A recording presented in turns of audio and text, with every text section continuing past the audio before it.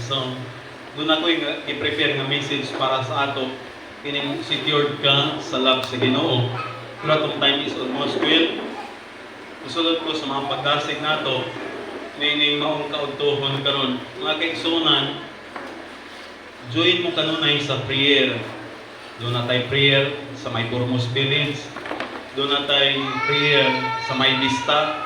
O dire sa Mudya, doon na prayer. So ako tamong gidasig, join mo. Tungod kay muli siya purpose kung nganong doon na may charge.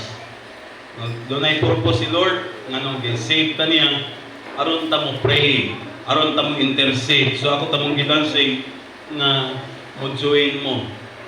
Dayon,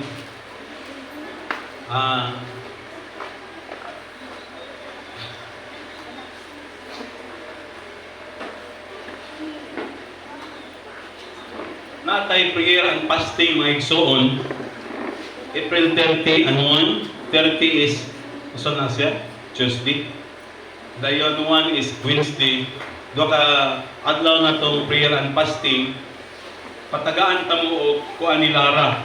No, mga papel, pila ka adlaw inyong gusto. Dayon, isulat ninyo sa papel inyong name and inyong adlaw or ang date. Duha ka adlaw. Kaya kung makita na ko nga daghan ta, pwede ta diri matulog sa fellowship house. April 30, dayon pagka Merkulis is 1, ang katong mga kaigsunan gidasig na ko mo join sa prayer and fasting. Kay no, it's time nga padayon tang malikon sa atong religion diha sa atong buhit nga Dios. So, di kinahanglan gyud nato as Christian kining prayer and fasting. Doon na tayo daghanang mga activities unya sa atong prayer and fasting, especially katong mga duha ka adlaw. So ako tamong gidasig. So salamat sa atong buhit nga Ginoo. Dayon, padayon tamong gidasig igsoon na i-share niyo ang love sa Ginoo.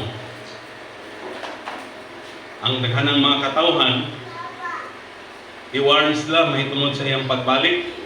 I-warn sila mahitungod sa judgment nga anytime mudangat ining naong sayota. In Acts chapter 17, verse 31, there is an appointed time nga i-judge sa Dios ang kalibutan. So, magamit man ta, we must be used of God in this way nga atong masulti ang gugma sa Ginoo, no? Papil sa daghanang mga katawhan nga love sila sa Ginoo, pinaagi nga sultihan sila, pinaagi nga encourage sila diha man sa pagpangandam. So ako tamong gidasig, ayaw mo ka ulaw isulti ang pagbalik ni Ginoong Hesus, isulti ang iyang judgment.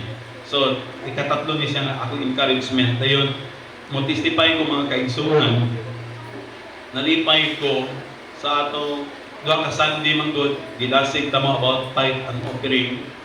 So nalipay ko no, mga estudyante dili pa man noon tanan, pero nanay mga estudyante nato mga igsuon nag-tithe sila. So ako manggod nga pastor, so ginlan ta mo wala ko nagkuan sa inyong amount.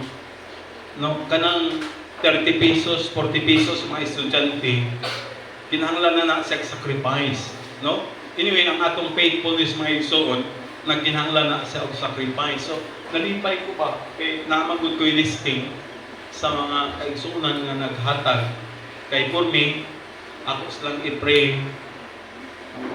So, while nagkuan ko, so nalipay kay ko, nagkikinahanglan dahil ang mga kaigsunan, mga estudyante, kinahanglan i-encourage sila.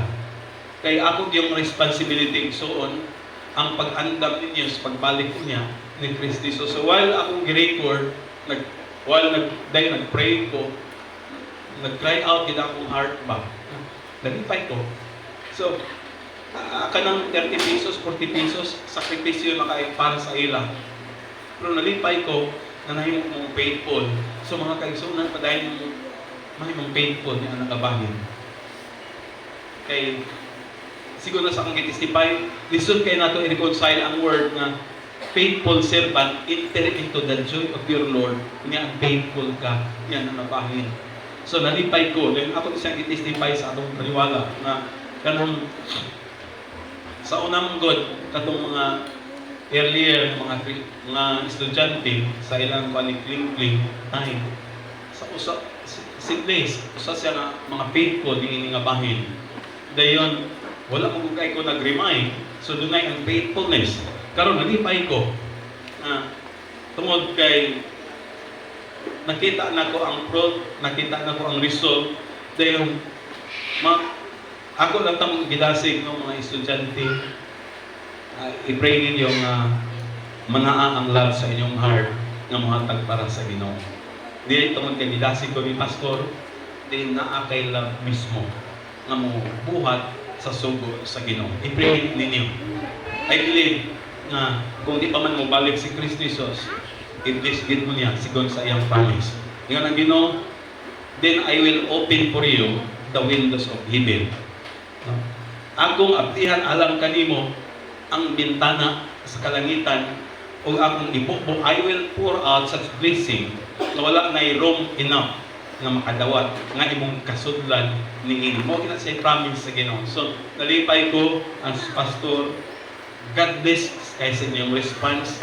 Ang pinakatumong ginako is marinitas pagbalik sa atong buhay nga din. Salamat sa atong buhay nga Ginoo. So this coming Sunday akong i-take up niya sa atong baliwala kanang you are secured by the love of God or nahimo kang secured tungod sa gugma sa Ginoo. Ato tas pagpanindog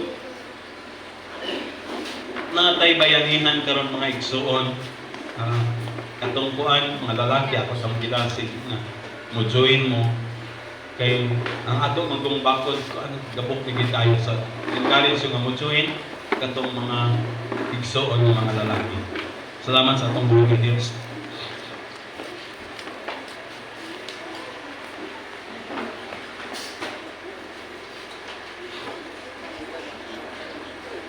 Isulat lang katong appeal sa prayer and fasting, isulat lang ang inyong name.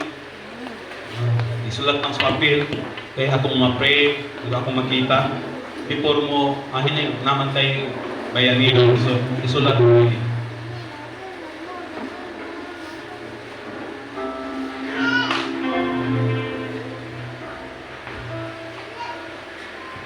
With that way, upon the Lord,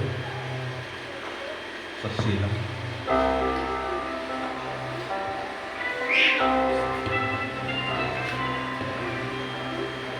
With that way, upon the Lord, shall renew our strength. They shall mount up with wings like eagles. We shall run and not be weary. We shall walk and not faint. Teach us, Lord.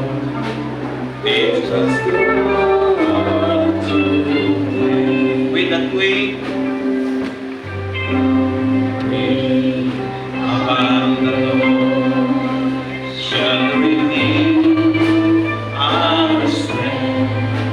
We shall mount with wings like eagles.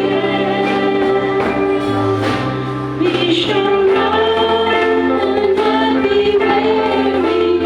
We shall run and not faint. Teach us, Lord. Ginoong Diyos, mapasalamaton ni diin ka na mo ang abundance of your strength dayan sa makatadlaw aron padayon ming makasunod diha nimo sa mga kalisod man sa daghan man babag padayon gayud ming magasunod diha nimo sa kusog nagikan kanimo sa Holy Spirit nga niya sa mga sa kanamo. Salamat kayo na wala gayud ming nimong ipakyas ingon ikaw among Dios matinud-anon sa among prayer nagapasdungog ikaw. Salamat sa imong pagpamuhat ug gawas nun sa among gathering karon o prayer nato sa tanang mga kaigsuonan tibok semana ang imong gamhanang mga kamot musaknay ngadto nila ug ang Holy Spirit mutabang makanunay ang pagkinabuhi nga matarong makapalipay ready sa pagbalik ni Ginoong Hesus makita sa matag usa ka namo. Ug isugid ko yung mga lagad na ang mga kadaot nga tinguha sa dibil against us ang tanan na nagpamalig nga to kanila in Jesus name. proteksyonan nimo ang mga kaigsunan ng Dios physically, proteksyonan nimo sila spiritually.